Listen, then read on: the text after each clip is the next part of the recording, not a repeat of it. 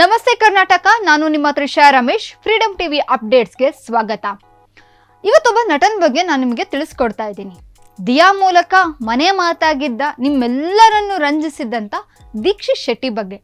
ಏನಪ್ಪ, ಅವರಿವತ್ತು ಕನ್ನಡದಲ್ಲಿಲ್ಲ, ಟಾಲಿವುಡ್ ಬೇರೆ ಬೇರೆ ಹುಡ್ಗಳಲ್ಲಿ ಕಾಣಿಸ್ಕೊತಾ ಇದ್ದಾರೆ. ಪ್ಯಾನ್ ಇಂಡಿಯಾ ಸಿನಿಮಾ ಮೂಲಕ ಟಾಲಿವುಡ್ಗೂ ಎಂಟ್ರಿ ಕೊಡ್ತಾರೆ. ಕನ್ನಡದಲ್ಲೂ ಕೂಡ ಸೀರಿಯಲ್ಲು ಸಿನಿಮಾಗಳನ್ನು ಮಾಡಿ ಮಿಂಚಿ ಮರೆಯಾಗಿ ಒಂದಷ್ಟು ಅಭಿಮಾನಿ ಬಳಗವನ್ನು ಕೂಡ ಅವ್ರು ಸಂಪಾದನೆ ಮಾಡಿದ್ದಾರೆ. ಅದೆಲ್ಲರಿಗೂ ಗೊತ್ತಿರುವಂಥ ವಿಷಯ.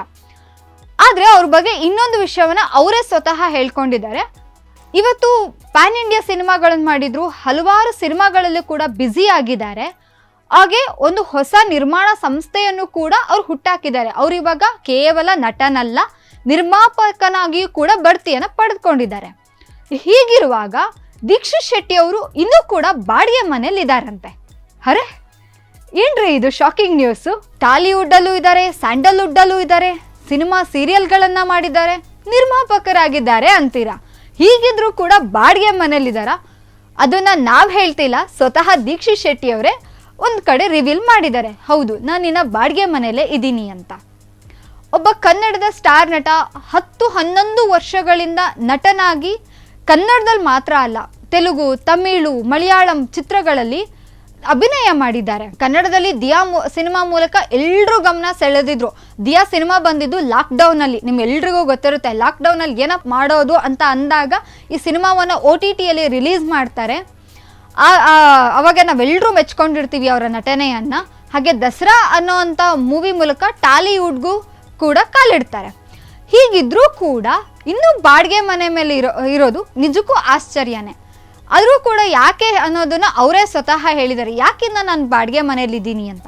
ದುಡ್ಡು ಇವತ್ತಿರುತ್ತೆ, ನಾಳೆ ಇರುತ್ತೆ. ಈ ವರ್ಷ ದುಡ್ಡು ಬಂದರೆ ಮುಂದಿನ ವರ್ಷ ದುಡ್ಡು ಬರುತ್ತೋ ಇಲ್ಲ ಗೊತ್ತಿಲ್ಲ. ಹಾಗಾಗಿ ನನ್ನ ಜೀವನವನ್ನು ಸಿಂಪಲ್ ಆಗಿ ಇಡೋದಕ್ಕೋಸ್ಕರ ನಾನು ಇನ್ನು ಬಾಡಿಗೆ ಮನೆಯಲ್ಲೇ ಇದ್ದೀನಿ.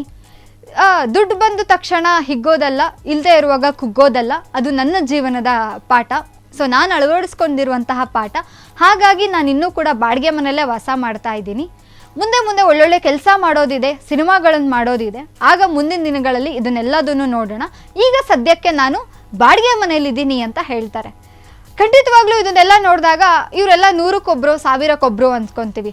ಒಂದು ಸಿನಿಮಾ ಆದ ತಕ್ಷಣ ಸಾಕು, ಹಲವಾರು ಜನ ಫುಲ್ಲು ಹೈಫೈ ಲೈಫನ್ನು ಲೀಡ್ ಮಾಡೋಕ್ಕೆ ಶುರು ಮಾಡ್ತಾರೆ.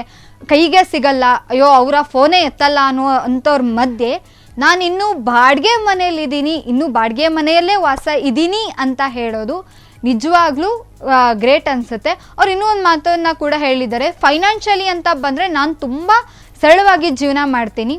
ನಮ್ಮ ಇಂಡಸ್ಟ್ರಿನಲ್ಲಿ ಹಣ ಇವತ್ತು ಬರುತ್ತೆ, ನಾಳೆ ಹೋಗುತ್ತೆ. ಸೊ ಹಾಗಾಗಿ ನಾನಿನ್ನೂ ಸರಳ ಜೀವನವನ್ನು ಮಾಡೋಕ್ಕೆ ಇಷ್ಟಪಡ್ತೀನಿ ಅಂತ ಹೇಳಿದ್ದಾರೆ. ಇವರ ಈ ಥರ ಜೀವನದ ಅಳವಡಿಕೆಗೆ ನಿಜವಾಗ್ಲೂ ಹ್ಯಾಟ್ಸ್ ಆಫ್ ಹೇಳಲೇಬೇಕು. ಕ್ಷಣದ ಸುದ್ದಿಗಳಿಗಾಗಿ ಫ್ರೀಡಮ್ ಟಿವಿ ಸಬ್ಸ್ಕ್ರೈಬ್ ಮಾಡಿ, ಲೈಕ್ ಮಾಡಿ ಹಾಗೂ ಫಾಲೋ ಮಾಡಿ. ಹೊಸ ಸುದ್ದಿಗಳ ನೋಟಿಫಿಕೇಶನ್ಗಾಗಿ ಬೆಲ್ ಐಕಾನ್ ಮೇಲೆ ಕ್ಲಿಕ್ ಮಾಡಿ.